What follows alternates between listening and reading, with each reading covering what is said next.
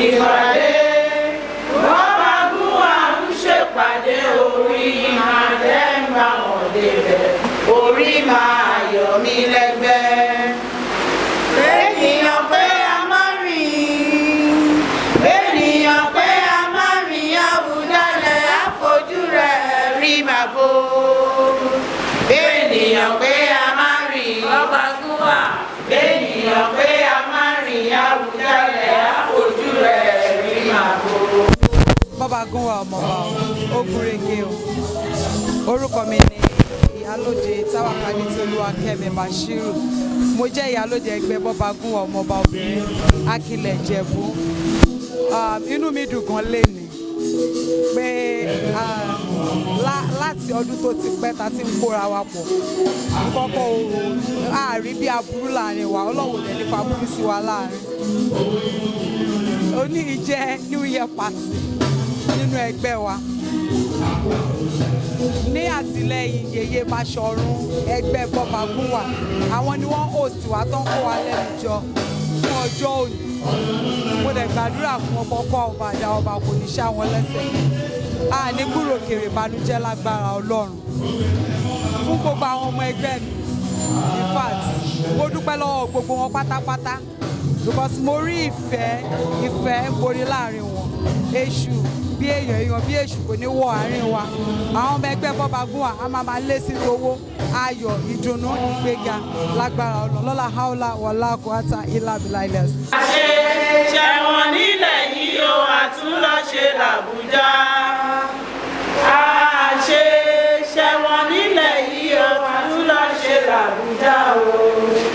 Bẹ́ẹ̀nìyàn pé a máa rìn Bọ́ba gún wa bẹ́ẹ̀nìyàn pé a máa rìn Àwùjalẹ̀ àfojú ẹ̀ rí màbo. Bánú sọ ó máa bẹ̀rẹ̀ sọ́sọ́ ò bánú sọ ó máa bẹ̀rẹ̀ sọ́sọ́. Orúkọ mi ni Banjo Abíọ́dún mo dúpẹ́. Oyè tí mo jẹ nínú ẹgbẹ́ Bọ́ba gún wa Ọmọ'ba Akile Ijebu Atóyè gbé. À ń ṣe èní ni à ń ṣe end of New Year party wa. Mo jẹ́ fẹ́ gba ìmọ̀ràn fún gbogbo ọmọ ẹgbẹ́ Bọ́ba gún wa pé kí àjọṣe wa kò ní bàjẹ́, kí Olúwa kó túbọ̀ gbé wa dé èbúté ògo, kí Ọlọ́run kó ràn wá lọ́wọ́. Owó lèèyàn fi ń ṣẹgbẹ́, ibi tí a ti ń rówó náà Ọlọ́run kó má jẹ́ kó gbẹ. Àbùkún ní tolókun àbùkún ní tọlọ́sà, kí ọwọ́ gbogbo wa kó máa lọ sókè. Eré wa àṣedalẹ́ ni lágbára Ọlọ́run, k'Ọlọ́run kó túbọ̀ ràn wá lọ́wọ́. Ó jẹ́ kí Iyalode ẹgbẹ́ wa Tawakalitu Olúwa tó ràn ẹ́ lọ́wọ́ tó fi gbé wa débùté yìí Ọlọ́run á túbọ̀ máa ràn ẹ́ lọ́wọ́ sí o. Ọlọ́run á ṣìkẹ́ ẹ o. Mo ṣàdúrà fún ẹ o ní ṣubú fọ́tàyọ̀ lágbára Ọlọ́run.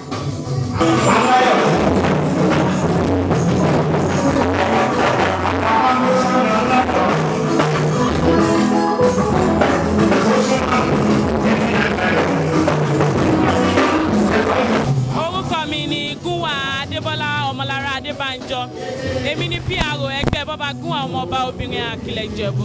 Èní yìí à ń ṣe ọdún New Year fún ẹgbẹ́ wa. So Yeye Bashorun Sholape Banjo òun ni ó ṣagbátẹrù ọdún èní. Inú gbogbo wa dùn gan. I really appreciate wọn wípé wọ́n support wa. God bless you Yeye Bashorun. Ọlọ́run á jẹ́. Orúkọ mi ni Gúnwà Tẹ̀mítọ́pọ̀láyíwọlá, ọmọ ẹgbẹ́ Bọ́ba gún wa Ọmọ'ba Obinrin Akile Ijebu. Ẹgbẹ́ yìí ẹgbẹ́ alálùbáríkà ni, ẹgbẹ́ dára tó fi tọrọ ẹgbẹ́ ni. In fact, alhamdulillah pé mo belong sínú ẹgbẹ́ yìí.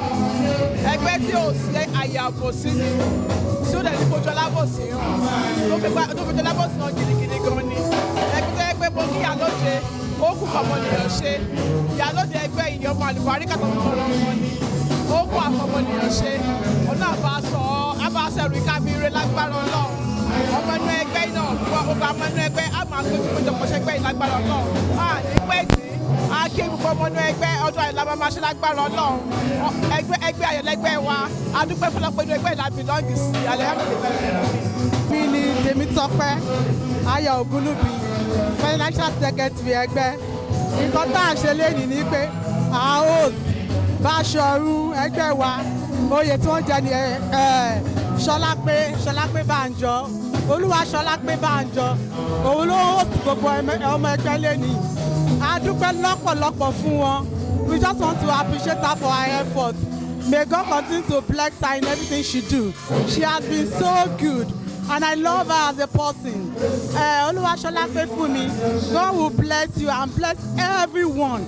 So to contribute to success hosting and for making it a colorful event. We say thank you very much. For every person, so to a single penny, though not in the event, we just want to appreciate everyone. We say thank you very much and God bless you.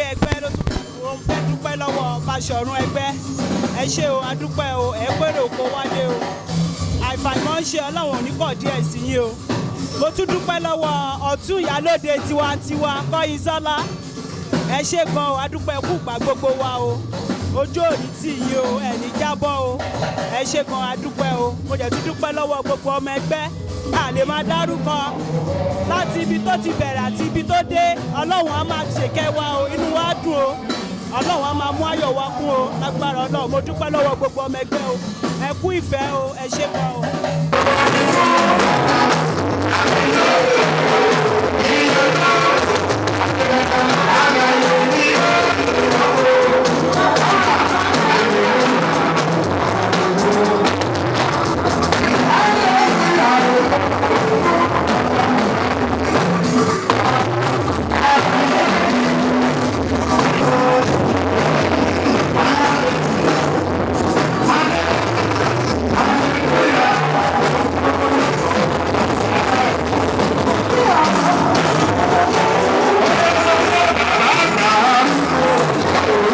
Thank you.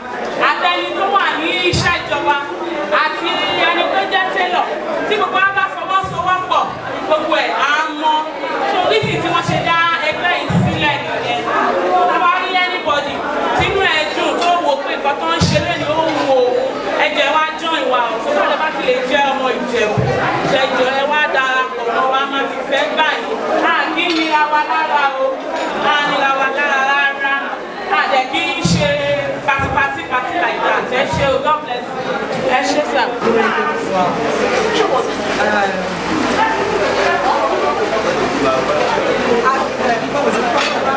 Olúwa ṣeun adúpẹ́ pé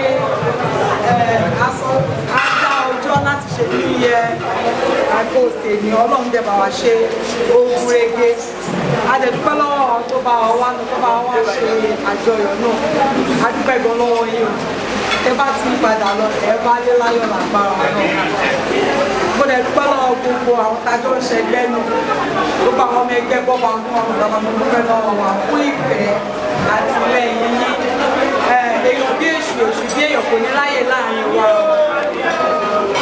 Ọlọ́run ti fi ìlú ẹ̀kọ́ wa pọ̀ a ní ìbínú Ọlọ́run láti túká lágbára Ọlọ́run a máa lé sí nítorí ọmọ àlàáfíà gíga a máa lé sí owó náà fi ṣẹgbẹ́ owó títí owó ìrọ̀lọ́ náà pa fún gbogbo wa ní táwọn ní lágbára Ọlọ́run inú wa máa dùn ayọ̀ wa máa wọ̀ ẹni tó kéré jù náà ọjọ́ orí wa lẹ́nu òun ní 40 so a máa ṣe 50 60 70 80 90 lágbára Ọlọ́run àìṣe irú ara wa lọ́la haúlá aláàbọ̀tà ìlànà ẹ ṣe gbọ́dọ̀. Tawakalitu Bashiru Andu òkìyí kú oríire lágbára Ọlọ́run ẹgbẹ́ àmàjọ mo kí ọ̀tún Iyalode mo kí ẹ̀ka Iyalode mo kí gbogbo Iyalode nǹkan ṣù pátápátá àwọn honorary chief pátápátá náà ni mo kí mo wá fi àkókò yìí mo fi ń kí ọ̀rẹ́ mi pàtàkì tó jẹ́ Yeye Bashorun ẹgbẹ́ yìí Yeye Bashorun Banjo Mary Sholape mi wọn sí mi bọ̀ fọ́ wà ní lágbára Ọlọ́run àwọn náà kéré òkú délé àjọṣe yìí kò ní bàjẹ́ títí láéláé mo kí olórin wa ẹ̀ní bákan náà ni mo kí MC wa mo kàn ní kí n sáré ṣe eléyìí ni mo tó di pé mo máa tún máa ṣe nǹkan ẹ̀mí wọ́n ní ká kí gbogbo wa dáadáa kálẹ̀ fi dá wa lójú wípé àwa gbádùn léni ni pàtàkì jùlọ àwọn ọmọ ẹgbẹ́ Yeye Bashorun ní kí n sọ fún wa wípé ẹ gbádùn ara yín kẹ́ ẹ enjoy ara yín dáadáa. You have come to have fun tonight, this evening. So take your time and enjoy yourself to the fullest. Yes, that is that on that. Quickly, I want to go into recognition of dignitaries and our daddies, mommy, brothers and sisters who have come to celebrate with us. Ní ìjókòó yìí báyìí bá ṣe wà ní báyìí. Tó bá ní èèyàn ṣojú Àwùjalẹ̀, ìsílẹ̀ kó jẹ́ kíwá ẹgbẹ́ àbí Iyalode Egbe. Tábàdẹ̀ tó máa sọ Iyalode Egbe àbí kíwá ẹgbẹ́, a máa rí ìyá ẹgbẹ́, a máa rí bàbá ẹgbẹ́. In our midst, we are lucky to have Ìyá Egbe in our midst, and that is our mommy, our darling mother, a big sister, and a caring mother to Yeye Bashorun Egbe. Boba Guwaita celebrating is no other person other than Ìyá Egbe Alhaja Joke Rufai Aláṣẹ JK Aṣọ́òkè wọ́n wà ẹ bá mi pàtẹ́wọ́ dáadáa fún ọ. Ni wọ́n àwòkọ́ṣe dáadáa ni wọ́n ẹwà wọn náà bàjẹ́ ẹ bá mi ṣàmì wọ́n rówó náà gbogbo ìgbà owó wọn ò ní tán lágbára Ọlọ́run àwọn ní Ìyá Egbe Obaneye ọkùnrin Akile Ijebu woman abroad. You are welcome to our midst, man.